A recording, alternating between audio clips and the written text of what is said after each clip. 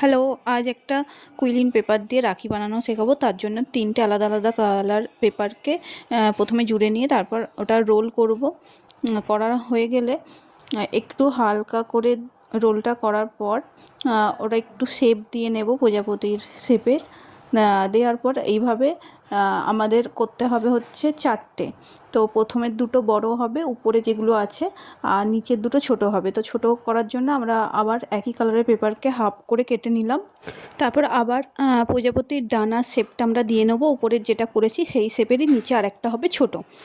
তো করার পর 4টে একইভাবে করে নেবে। নেওয়ার পর তোমরা এবার প্রজাপতির বডিটা বানাতে হবে। তার জন্য ব্ল্যাক কালার পেপার নিয়ে আবারও একটু হালকা করে নিয়ে একটু শেপ দিয়ে দেবে ওই শেপের। দেওয়ার পর উপরে রইল মাথাটা গোল করে নেবে হাফ করে কাগজটা কেটে।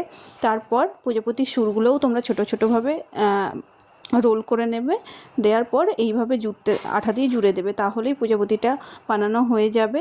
যেহেতু এখানে আমি সুতোটা পরাবো রাখি, তার জন্য এক্সট্রা দুটো বল আরও অ্যাড করে দেব এবং ওর ভিতর দিয়ে সুতোটা পরিয়ে নিতে হবে। এরপর আমি রাখিটাতে কালারিং বল এবং সুতো অ্যাড করে দিয়েছি। আরও নতুন কাজ দেখতে পেজটি সাবস্ক্রাইব করে রাখো।